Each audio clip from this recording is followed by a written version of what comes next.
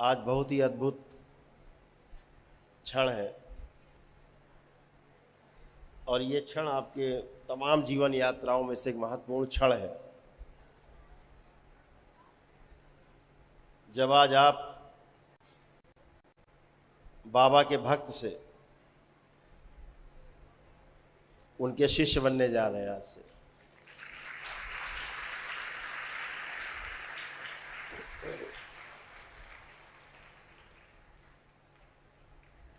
एक पूर्ण गुरु का शिष्य होना अर्थात आधी यात्रा पूरी कर लेना जैसा है।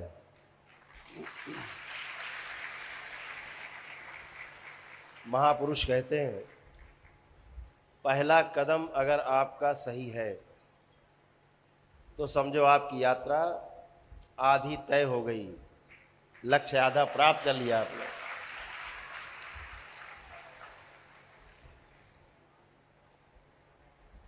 तो आज आप सभी का इस दरबार में जो दीक्षा का कार्यक्रम है,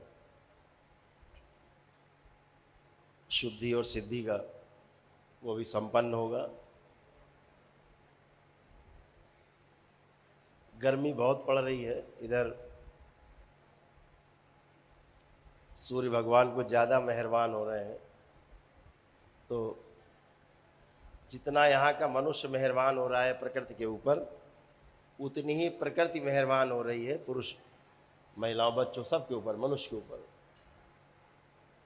जितना अत्याचार प्रकृति के साथ होगा, बदले में वही मिलने वाला है जो आपने किया है।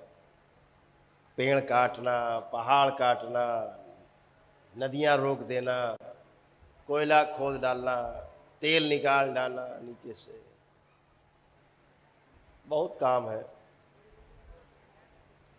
जो आदमी बहुत तेज़ी से लगा हुआ है। अब तो दैत्य लग गए हैं, मशीनें हैं दैत्य की तरह। आपको एक पेड़ काटने में दिन भर लगता था, अब मशीन एक ही दिन में 1000 पेड़ काट देगी, 2000 पेड़ काट देगी। ऐसी ऐसी मशीनें आ गई, दैत्य है।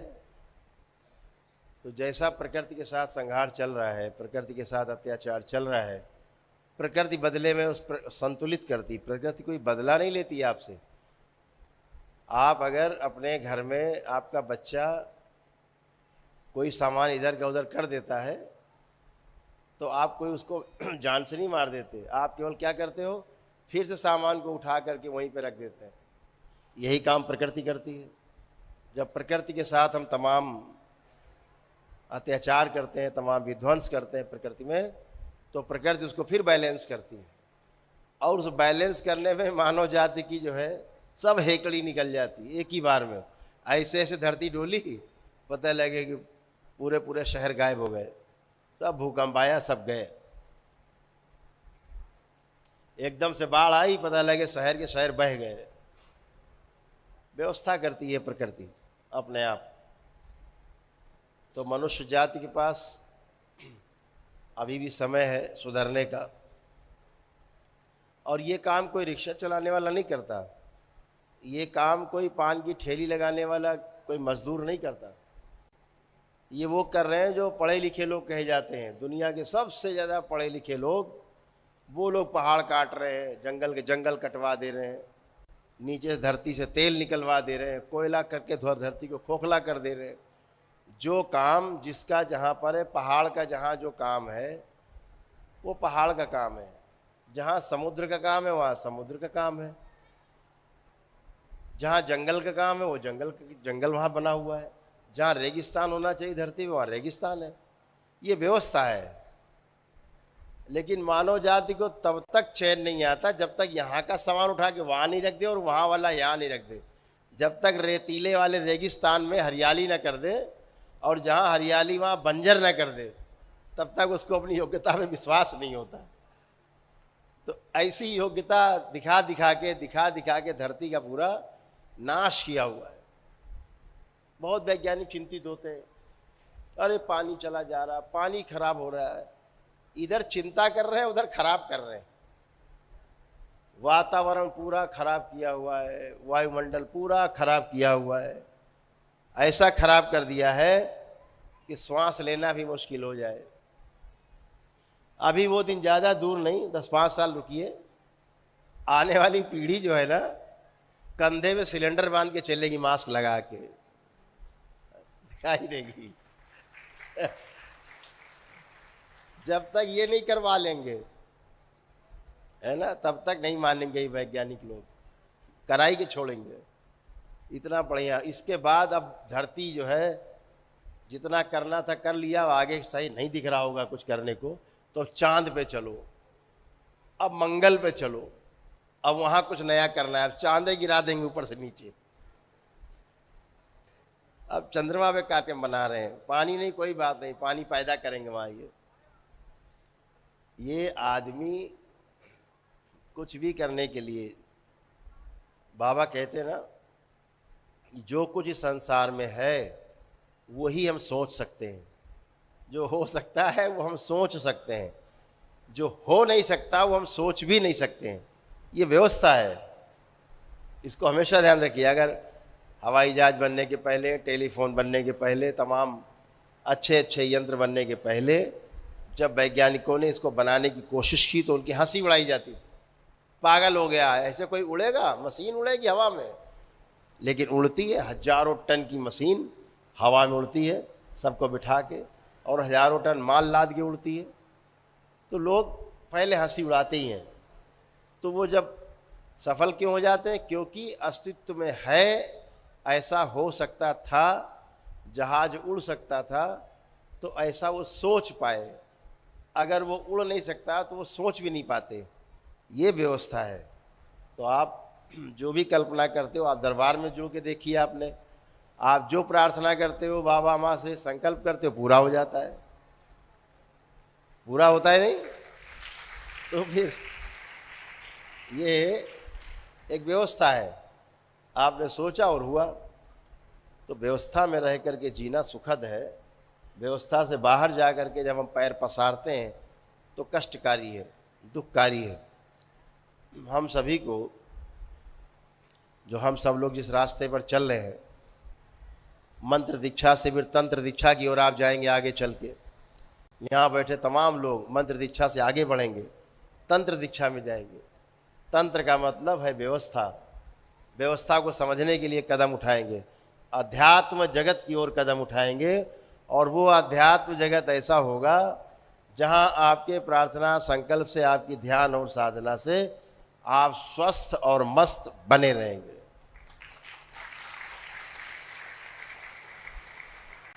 दरबार भविष्य में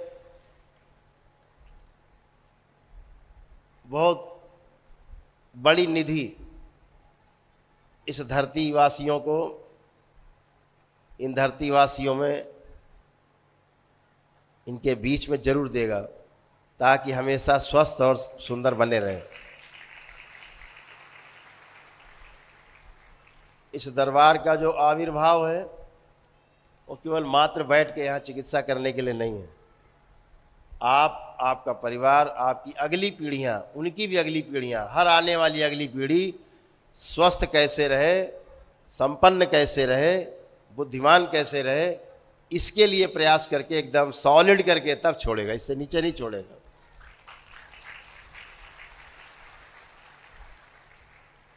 जब घर बैठ के सन्यास मिले, घर में ही सन्यासी हैं हम, हैं, उसके लिए छोड़ के जंगल नहीं भागना पड़े, उसको छोड़ करके घर अपना पहाड़ों में नहीं भागना पड़े, अपने घर में ही अपने परिवार के बीच में रह करके हम अपनी ध्यान साधना कर सके, उस ओर आपको धीरे धीरे धीरे धीरे एक एक कदम आपका बढ़ा रहा है, ताकि आप इसके अभ्यस्त हो सके और देखने वाले भी समझ सकें कि हाँ बिल्कुल सत्य है। हम बगैर घर को छोड़े, बगैर घर से भागे हुए अपने घर को ही हम स्वर्ग से ज़्यादा सुंदर बना सकते हैं। और अपने कुल को तार सकते हैं। ये एक व्यवस्था बनाई जा रही, धीरे धीरे सबको दिखाया जा रहा है, बताया जा रहा है कि हम अपने घर में रह करके ही अपने को, परिवार को स्वस्थ और सुखी रख सकते हैं। मानव जीवन का लक्ष्य यही है, स्वस्थ रहना, सुखी रहना। हाँ, ये मानव जीवन का लक्ष्य है, स्वस्थ रहना, सुखी रहना। और कैसा स्वस्थ रहना, सुखी रहना?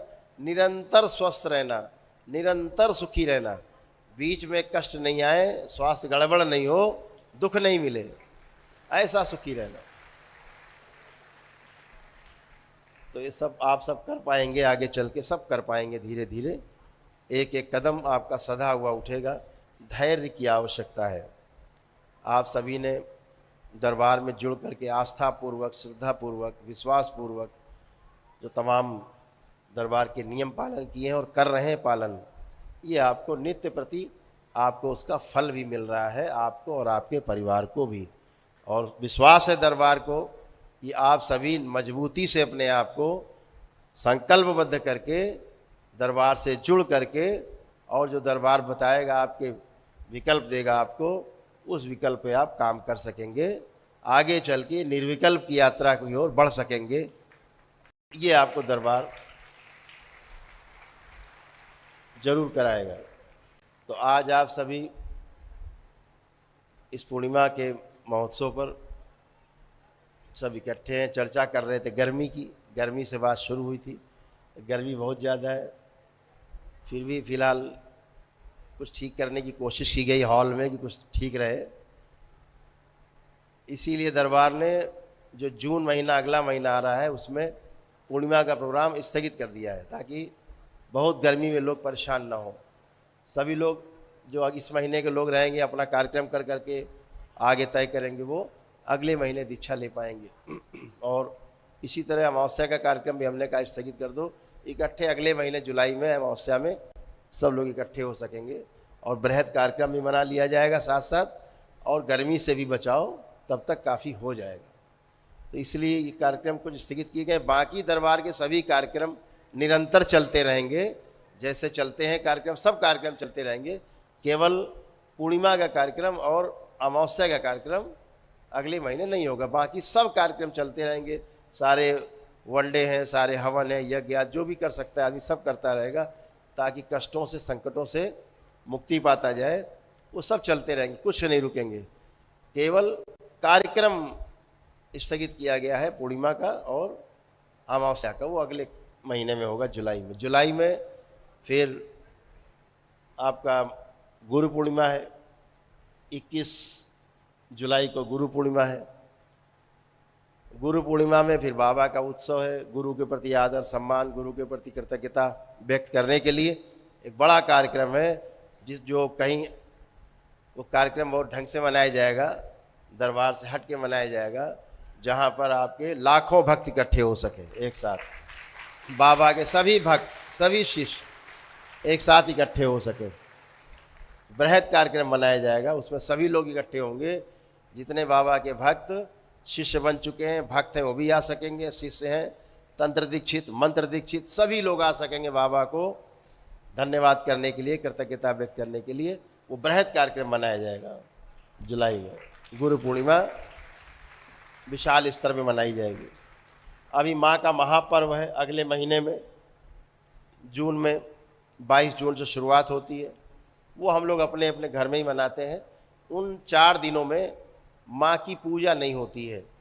उसमें माँ को लाल वस्त्र से ढक करके रखा जाता है और उन माँ को उन 4 दिनों में माँ सृजन करती है। पूरे 1 वर्ष के लिए तमाम चीज़ें विध्वंस होती हैं और तमाम नई चीज़ें सृजित होती हैं। ये सिर्फ माँ करती है, ये काम माँ के ही पास है सृजन करने का। तो माँ सृजन करती है, उसे विध्वंस का लोग नाम देते हैं, हम लोग सृजन के रूप में देखते हैं कि माँ उनका सृजन करती है नए तरीके से। वो नए रूप में माँ फिर आती है, निखरती है, नई शक्ति के साथ हम लोग भर जाते हैं।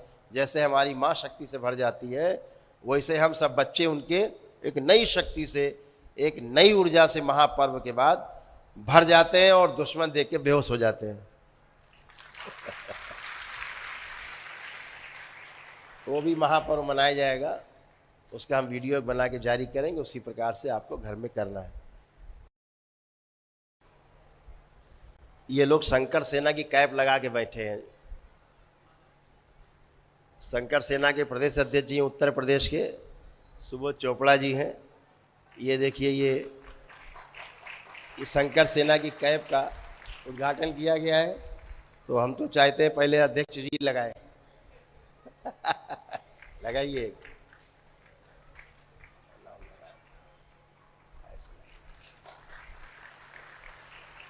खुश खुश। ये शंकर सेना की कैफ होगी, अलग दिखेगी शंकर सेना। ये सैनिक हैं, ये आपकी सुरक्षा के लिए या व्यवस्था के लिए जब कार्यक्रम होते हैं, वॉलेंटियर्स सब लोग इसको आप दूर से जान जाएंगे कि ये हमारी सेवा और सुरक्षा के लिए है। सेना तैयार है।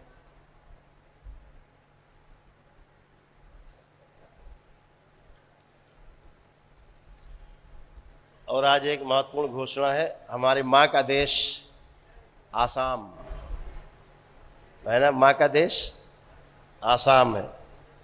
गुवाहाटी में, गुवाहाटी जो है जहाँ माँ का, हमारा माँ कामाख्या का धाम है, वहीं पे दरबार के शिष्य हैं, बाबा के शिष्य हैं, जो हमारे बीच में उपस्थित हैं सुप्रियो चौधरी, जिनको आसाम प्रदेश का शंकर सेना का अध्यक्ष घोषित किया जा रहा है। ये सुप्रियो चौधरी आसाम से, गुवाहाटी से। बहुत जोरदार तालियां इनके लिए।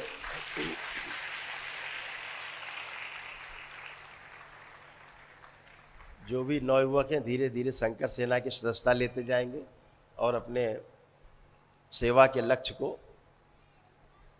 पा पाएंगे इसके द्वारा भी। एक बहुत अद्भुत बात है, दरबार में हमारे पास बहुत बच्चे हैं जो सेवा करते हैं, हमारे साथ रहते हैं, परमानेंट रहते हैं। अच्छा, सुप्रियो जी कुछ माल पानी लेके आए हैं। माँ के देश से कोई बहुत तगड़ा माल लेके आए हैं। खुश रहिए, खुश रहिए। बाबा माँ को बाबा को मिठाई रख दे, माँ को फल दे दे। अच्छा, पहनाई जाएगा।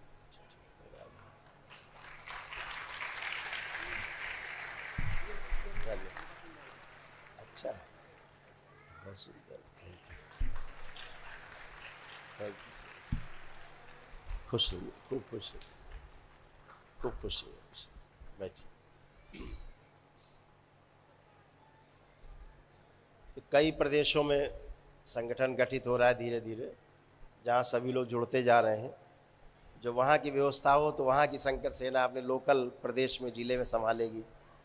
बड़ा कार्यक्रम होगा दरबार के लेवल पे तो सब जगह के लोग शंकर सेना आकर के और कार्यक्रम को संभालेगी। आप इतने बड़े बड़े कार्यक्रम करते हो तो शंकर सेना आकर के पूरा संभालती है, दरबार के वॉलेंटियर आके तो संभालते हैं। तो ये सब आपके ही बच्चे हैं, आपके बीच के ही बच्चे हैं जो स्वेच्छा से बहुत खुशी खुशी।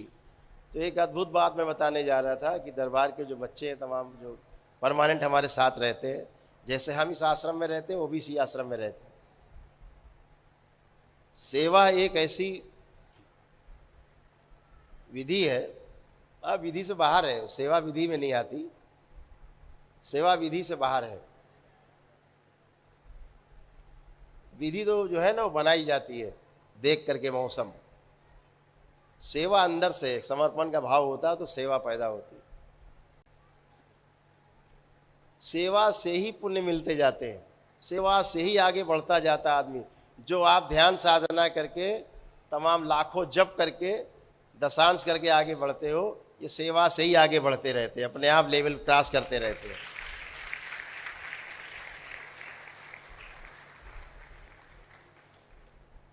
आपकी सेवा कर करके ये सब आगे बढ़ते रहते हैं। आप लोग कभी कभी आए हो, जब शुरू शुरू में नए ज़्यादा गर्मी में रहते थे, बहुत गर्मी रहती थी, आते ही चढ़ लेते थे, तो ये सुनते थे, बोलते नहीं थे, सुन करके हजम कर लेते थे कि मैं भी इसी तरह आया था, कभी चढ़ लेता था, ये अब मुझ पे चढ़ रहे, कोई बात नहीं। पता है दूसरे का दर्द, तो दर्द पता रहता है तो ही सेवा हो पाती है दूसरे की। तो आप सभी सेवा पे ज़रूर ध्यान रखो, चाहे अपने माता पिता की सेवा हो, चाहे आसपास परिवार के लोग रहते हैं उनकी सेवा हो, चाहे किसी की भी सेवा हो। सेवा करने से ही मात्र लोगों की मुक्ति हो जाती है, इसका भी ध्यान रखना। ये बहुत बड़ा क्षेत्र है सेवा का, सेवा जो कर पाता है। आप देखते हो हमारे सिख भाई, जिनका जो पंथ गुरुओं पे ही पूरा है, जो 10 गुरु हुए सिख धर्म में, सिख पंथ में, आप जानते हैं सेवा ही उनका सबसे बड़ा लक्ष्य है। सेवा ही परमो धर्म कहा गया।